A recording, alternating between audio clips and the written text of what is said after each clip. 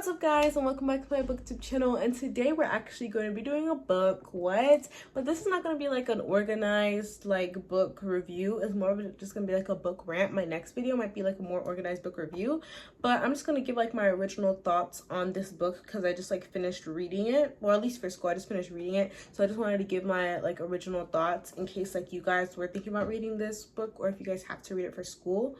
So this is a pretty famous book published in like the 1900s, and it's called The Man Who Mistook His Wife for a Hat. And so at first I'm going to give like a little overview. This book is written by like Dr. Sachs, and he's a very famous neurologist.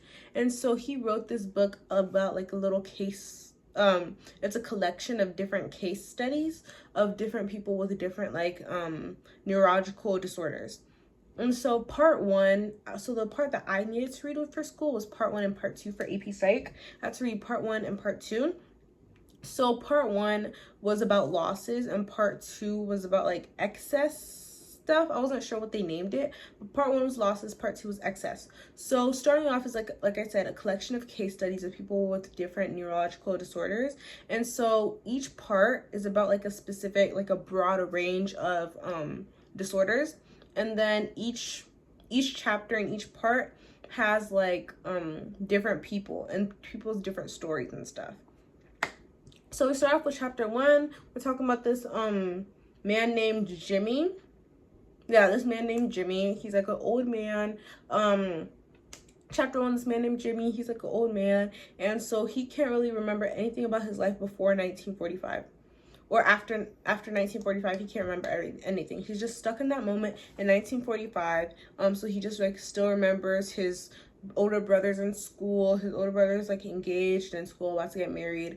But in reality, his older brother's like already been married and like as old as he is. And so this man actually has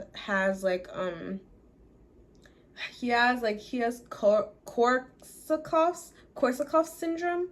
Yeah, Korsakoff syndrome, I think that's what it's called, where it's like he's an amnesiac and he like forgot everything after that specific moment in time. And so in this book I actually ended up learning a lot because I barely knew anything like about neurological disorders and stuff like that. I only knew like the basic stuff we had to learn in like health, and I learned some stuff from like what I watched. Like I watched some thrillers, and I learned about like sociopaths, psychopaths. I learned about sociopaths, psychopaths, like depression, anxiety. Those are like the basic ones. Like amnesia, like that has the whole amnesia trope sometimes, and like some of the like K-dramas I watch and stuff. So I did not know about like all of this, like this huge range of like disorders and stuff, especially not with like real people in like a real life setting. I definitely did not know anything about that. So this book was very interesting going into it. I was kind of like apprehensive, but I was also kind of like excited-ish because like I said, I wanted to take AP Psych to learn more about like those type of stuff. So going into this book, I was kind of excited. And so I went into this book completely like kind of scared, kind of excited, and I was honestly super surprised. Like it was super touching. Some points were super touching because like these are real people. Like these are stories about real people and stuff like that. So it was just really touching going into it, learning about all like the different disorders. Like aphasia is when you like a loss of communication where it's hard for you to communicate. Agnosia is like the loss of ability to recognize objects and stimuli. Like you can't recognize the smell, you can't recognize the scent, you can't recognize this person, this object, stuff like that.